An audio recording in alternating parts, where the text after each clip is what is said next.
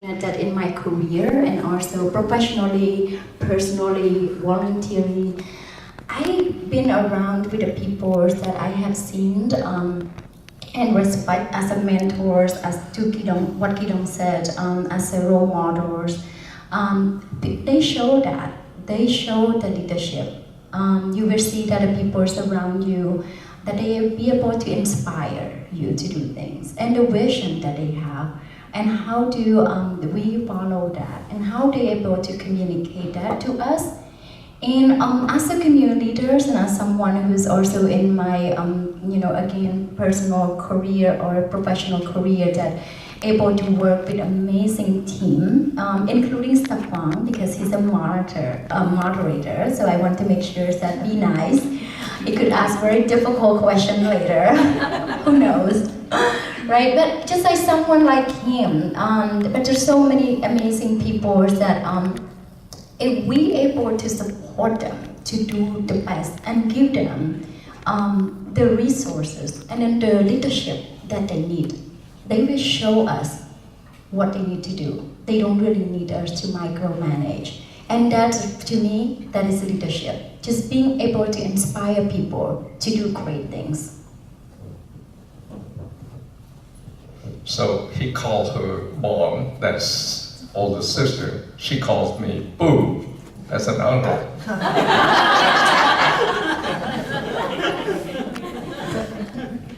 I think I'm done for the night. Oh man, so when you talk about leadership, it really depends on what you do, right? It's really no one form of leadership. It depends on whether you do philanthropic work, or you run a business, or you in the political world. It's varied. But I think it's come down to a motto by the Rotary, which is service above self. And if you really believe in service above self, it puts you in the leadership role.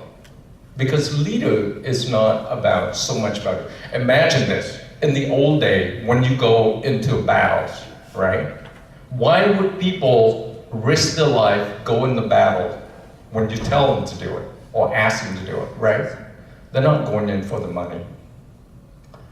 They go in because they believe in you, right? They believe that you put them ahead of you. If you can convince them that they can trust you, right? That all of these things they do, there's a purpose, and you're there to make sure that they succeed, to achieve that purpose. And if you do that, I think that what leadership is all about. It's very, very simple. Again, if I use polo for model, which is, I'm not just saying that because you're here. I, in every way, I model after polo. Can't choke a little bit when I'm telling you that. And because I am really serious, it's about a person who put everybody else ahead. In this room, there are a handful of people that I consider serious leaders. Jimmy Lim is one of them. Again, Christine is here. And these are the people, it's just an example, there's more of you out here, but these are the example that always looking for way, looking for opportunity to build somebody else. They never stop and build themselves, right? How often you hear polo get recognized, getting an award and all that kind of stuff? Hardly, right? Am I right? Those of you who know them, right? Some of us in here get an award and all that kind of stuff because polo or Christine done that. And that's what leadership is about. It's about service above self, about put everybody else ahead of you and get them to believe and turn them into leaders. And that, I think that's what leaders is. Leaders are making leaders.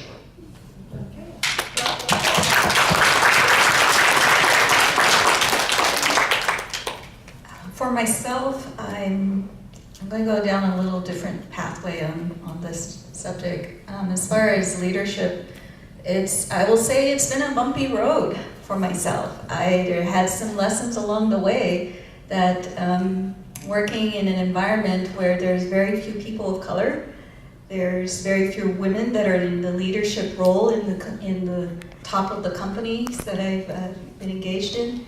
And so it's not always easy to be a leader because the role model is in front of you at the company. You do what you think is the right way, then come to discover, oh no, that's not what we want you to do. And so for myself, without getting too detailed, I think it's not always an easy path, but I think many of you, I see your faces, I mean, we keep repeating it, you all in the room are movers and shakers, and thanks to you, for myself, I'm able to do what I've been able to do and continue on that path. So I applaud you and appreciate you for being a leader in your own right and what you do, because that helps support me and encourage me not to be discouraged, to go down the path of leadership or go up the path, whatever. We're walking, right? We're walking hand in hand together, and it's not always easy to be a leader, and what that looks like in different settings can be challenging, but I think it's the support system that you have around you, the people, the mentors, and then mentoring others is also another way of also learning how to be a leader. I've learned through these last, I'd say, few years, when to speak up and when to be passionate and when to just learn about timing and speaking and knowing when to be of influence. And I know that sounds really nebulous, but when you see it, you'll recognize it, that sometimes you have to learn how to pace yourself. I'm a person that always likes to be in gear. I don't like to be idle, so that's sometimes challenging for me. And so in leadership, and I see nodding heads, so maybe you all are understanding what I'm trying to express, that when you try to do things for others and not think so much of yourself in the context of whatever setting you're in, you get to appreciate that's what leads to the satisfaction of being a leader. Being a leader is not getting to the top. Being a leader is being able to work with others. And sometimes there may be things that don't go exactly as you thought. So learning from those things that happen to you helps you grow and become a leader. Thank you. Yeah, so y'all talked about emulating role models that you have, talked about selfless service, talked about action, and talked about being courageous in the face of adversity. And those were all great traits to have in leaders. And so, since we're all movers and shakers in this room, my question is, which trait do you think is most effective to create change?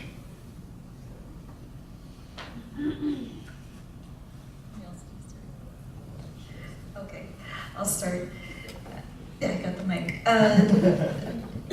The trait that I think for being an effective leadership is also related to change leadership. And when you're involved in change leadership, it's not about you making the change. So I think the quality I will say is patience, because it never moves as fast as you would like it, and you're ready to go, but you have to help people get along or get their minds reframed so that they're working with you. So I'd say patience.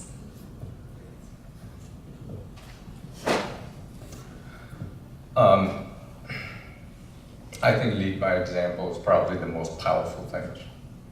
And I recently is kind of learning this on Facebook. And it's sort of like a little experiment I try, and I go like, you know what, I'm trying to get people to do this, I try to get people to do that. I ask people to smile, ask people to live healthy, ask people to be happy, kind, and it's so hard because everybody have, life to, and life doesn't go according to the way they want it to. So what I've decided to do, I did a Facebook experiment where I said, okay, I'm gonna get healthy. I'm gonna change my look, I'm gonna do all these things, including push-up. And I posted it on Facebook, and all of a sudden it's like people were doing it all over the world. They took video of it and they posted it. And just yesterday, this guy ordered 3 boxes of golf balls, and he has an inscription on it, and it say, "Happy, healthy, sexy journey." That's the stuff I tried out, started out last year. So I think to impact change, you have to be willing to put yourself out there, put your neck out there, and you got to do it, right? So let's say, for example, that football player, what's his name? Cabinet, right? If you're willing to lead by example like that, take risk, and put yourself out there, sacrifice yourself. I think a lot of people would follow you, including Nike, right? So my answer for that would be lead by example. Did you put a trademark on that? The thing, whatever, healthy, blah blah. I don't remember that. But it's amazing because I think that it's also get my husband to follow that. Anyway, push up on the stairs. For me, if I have to pick one thing, I know effective leadership is it takes many things, right? But if I have to say one thing, then first, for me it would be trust. In order to lead and in whatever way effectively, you have to build trust. And that build trust mean that you have to trust the leader. And I feel that it is so important in whatever role or in whatever's life. I mean that even though it's personally, we can always see that as growing up in the Asian family or in Cambodian family, we have to trust that our leader is going to lead us in a way that whatever they say is going to be all right and it's going to be fine. In the same way as for whoever you are and as a leader and have people work with you and you have to supervise or manage people, you want to make sure that you allow people to trust you. So I think that without trust, it's hard to lead or to do things because it means that everybody gonna go differently. That's what I would think that is start from there. I think this question is so easy for me. So I just see a guy, and so just opposite of everything he does, what he says. So that's what the quality is. I'm so really I don't.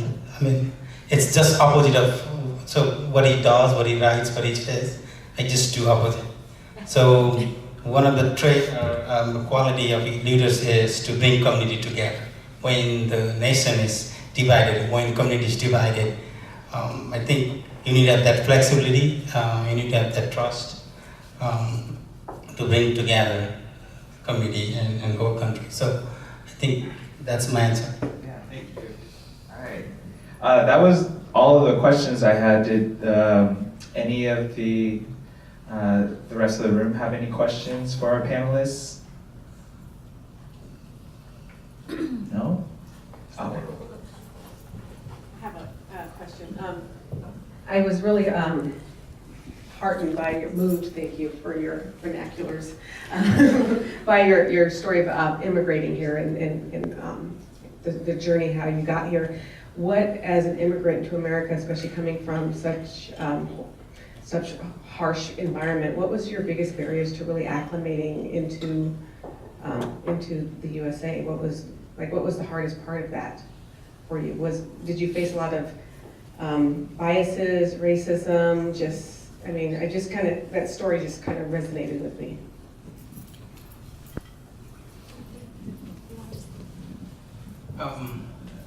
So I came from a Nepali-speaking Bhutanese background, so I was only used to one culture. So when I got here, it's like more multi. So most the main discrimination I had was my accent. I still have an accent because I speak five languages, but not in fluent and everything. But I'm learning American accent now. And that's one of the barriers. And also, fast forward, I think it used to be every second of new discoveries. Now it's a week or 2 weeks. So every week or two, I just find another new thing. Welcome to Portland, or welcome to American Moment.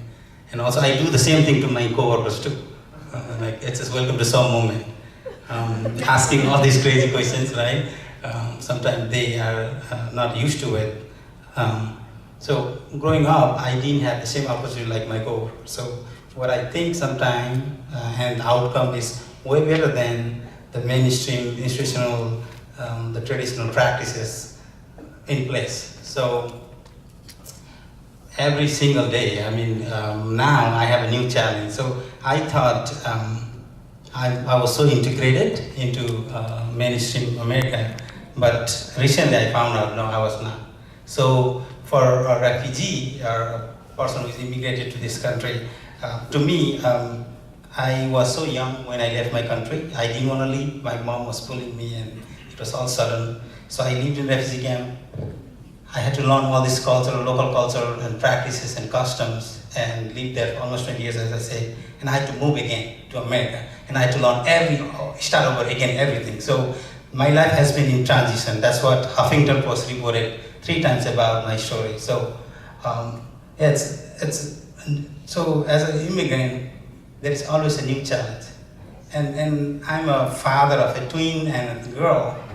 So now the new challenge for me is the guy in the White House keeps saying it's all fake, all fake. So my fear is my daughter or my kids may not trust when I share my story of refugee, like living under a leaked hatch roof and just blowing away all the mud bed I used to sleep when the rain leaked in. So my daughter, my kids may not trust that because it's a fake. The guy is telling you it's a fake news, fake media and all this. So, I mean, there are a lot of challenges I faced and I will face. So it doesn't end that easy. And yeah, it is a continuous process.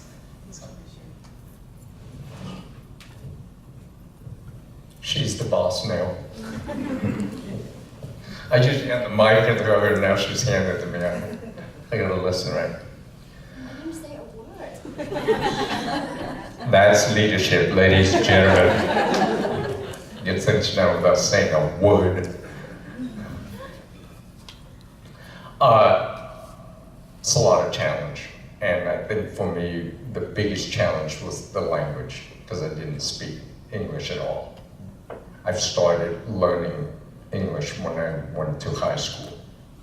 So English, and along with it is the culture, right, American culture. And then when you're done with all that, you go into corporate culture. So I went through language, and then American culture, and then corporate culture when I started with Anderson Consulting. So I had to learn all these things very fast.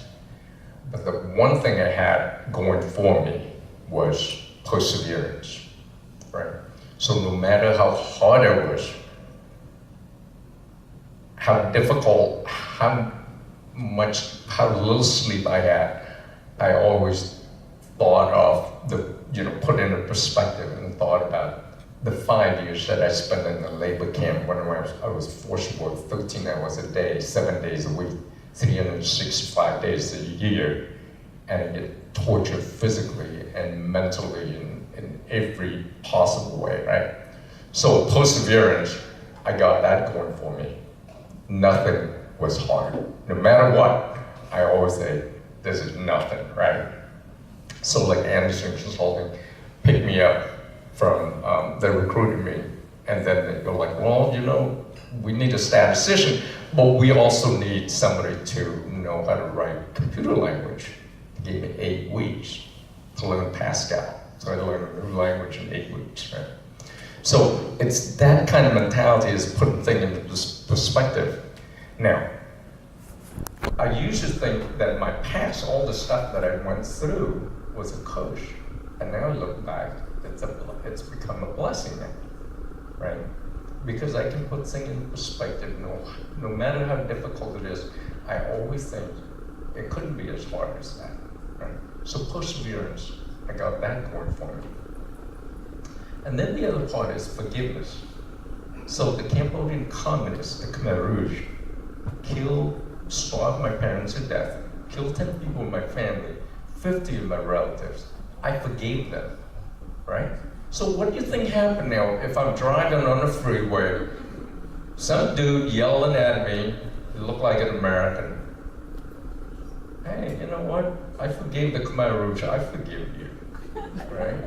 And then I go home, I'm thinking, I'm fine with that. That guy's probably not having a good day at all, right? So now, when people yell at me or people doing something to me or not being fair to me, I'm watching, I'm learning. It's like, okay, because that person wasn't learning from me. He's too busy picking on me, too busy looking down on me, too busy thinking that I'm stealing their jobs and all that kind of stuff. I'm, on the other hand, sneaking up. All right, so how do you become a CEO? How do you become a business owner? How do you learn English? How do you know, all of these things, so I'm watching it, right? So guess what? What's going on in this country is that people are too busy talking about the immigrants as opposed to learn about what the immigrants can bring to the table. So imagine that. I mean, I'm a Cambodian killing field survivor. I got a lot to offer. I bring a lot of stuff to the table. You think Reed College let me go to Reed College because I was really good in literature? 4 years of English in high school? No. It's because I was able to bring perspective to the table, and they wanted the students, the college, actually get that perspective from me, right? So my word to Americans and to you guys in this room as well is that learning is much more important, okay? In my example is that I've learned, I've watched people, how they do business, how do they acclimate themselves, you know, I'm walking down the hall in high school and I hear this sound because the American kids were talking to each other, and this is what I've heard. That was my biggest dream. The first dream was I want to learn English so well, I want to be able to speak very cool, just like those kids. I've written all this in my book, by the way. Okay, then the third one, what was it? What was the third question? What was the biggest barrier that you faced when you first got here? So the English language was the barrier and how I acclimated. And then, so I got three things going for me, right? So perseverance, that got me there. Forgiveness, that helped me kind of getting through day to day. And third one is purpose. If you have a purpose, nothing can touch it. Laser sharp purpose. So I got out of Cambodia, 2 million of my countrymen died, including my parents. So now I have a purpose, right? Everything I do it in their honor, in their memory, right? That's how I end up. I keep going. I wrote a book, okay? We created a foundation. A foundation that builds 3 basketball courts, 5 schools. How many children? 5,000, over 5,000 children we have served. And that laser sharp purpose, right? And I want to share with you one thing. Show de Zono. How many people know Show de Zono? Everybody does. The very first, Asian Chamber of Commerce or something, where you had Show de Zono speak. Show is not a great speaker, but the thing he says has substance. I mean, to be honest, since he's not here, I can say that. I sit back there, I was like, I was about to fall asleep. Show talk, and he talks, very kind of, but everything he said has substance. one guy asked, somebody in the audience asked him and said, so how do you become so successful? Do you know what his answer was? Don't worry about being successful. Serve your community. Take care of everybody around you, and you will be successful. That was the day when I started really focusing on taking care of my community, taking care of people around me. And the more I did that, the more I meet people like Polo and Christine and Jamie, you know, because there's a lot of people like that help other people, okay? So, I got the mic, I think you can speak on that, I better let you hand it up. I think there was another question.